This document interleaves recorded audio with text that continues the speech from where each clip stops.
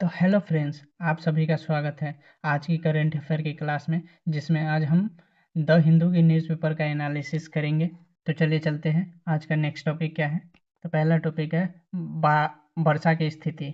भारत में जून के महीने में वर्षा में भारी गिरावट आई है। जून में 995 मिमी वर्षा, जो सामान्य से 40% कम थी। ये 2014 के बाद सबसे कम और 1901 के बाद से पांचवा सबसे बड़ा कम वर्षा वाला था।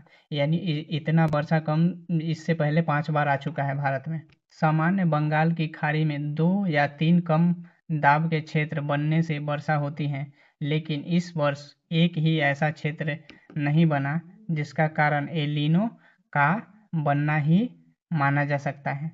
तो यही कारण है, एलिनो के कारण ही वर्षा कम हो रहा है इस वर्ष में। जुलाई के महीने में भी सामान्य से कम वर्षा होने की आशा है, यानी इस महीने में भी वर्षा कम ही होगी। इसका तात्पर्य सामान्य से 95% कम वर्षा से है। पिछले 2 वर्ष अच्छे मानसून के कारण अभी भी जलाशयों में पानी है, लेकिन जो यूज करने लायक नहीं है। इससे वर्षा नहीं होने के कारण खरीफ फसल के बोए गए क्षेत्रों में कमी आई है, क्योंकि किसान फसल उगाना टाल रहे हैं। इस वर्ष कृषि, जल विद्युत ऊर्जा, पेयजल आदि संकट आने की संभावना है।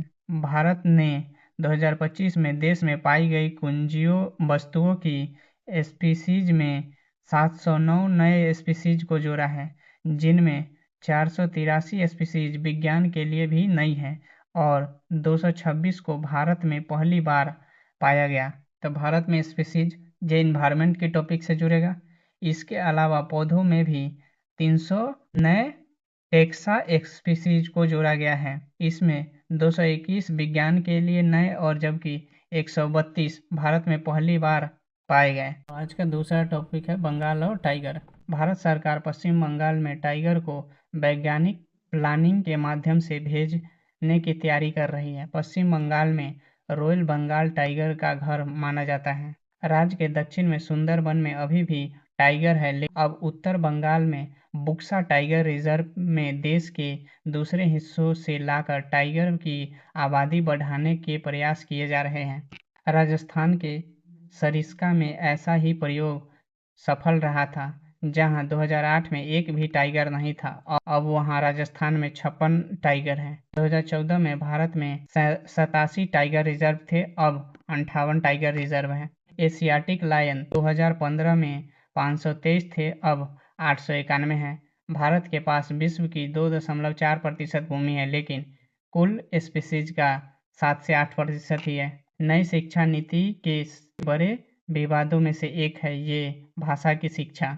इस नीति में कई जगहों पर अंग्रेज को एक विशेष दर्जा दिया गया है, क्योंकि विज्ञान, गणित और कानून आदि की शिक्षा में आवश्यक है। लेकिन अन्य जगहों पर 3 भाषाएं पढ़ने की बात कही गई थी, जिसमें से 2 भाषा भारतीय होने आवश्यक है। इसका मतलब विद्यार्थी को विदेशी भाषा सिर्फ अंग्रेजी ही पढ़ने या उनको किसी अन्य विदेशी भाषा को प्रतिस्थापित करने की छूट है। इसका मतलब कक्षा 6 के बाद से विद्यार्थी अंग्रेजी के अलावा कोई विदेशी भाषा नहीं पढ़ सकेगा। इस अनुशंसा को सीबीएसई ने लागू कर लिया है। जिन बच्चों ने पिछले वर्षों में कोई विदेशी भाषा ले रखी थी, उनको छोड़नी पड़ी। विरोध के बाद पुराने छात्रों पर भाषा छोड़ने का नियम हटाया गया, लेकिन नए बच्चे 2 भारतीय भाषाएं ही पढ़ेंगे।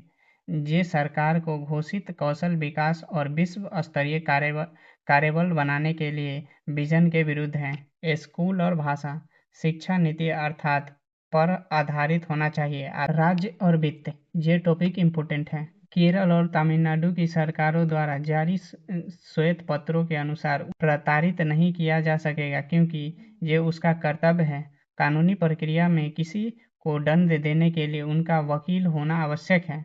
उन पर कर्जों का बोझ बहुत बढ़ गया है। भारत में जन कल्याण और सामान्य प्रशासन के अधिकांश खर्च राज्य द्वारा किए जाते हैं, लेकिन उनके पास वित्त एकत्र करने की क्षमता कम है। इससे राज्यों को अत्यधिक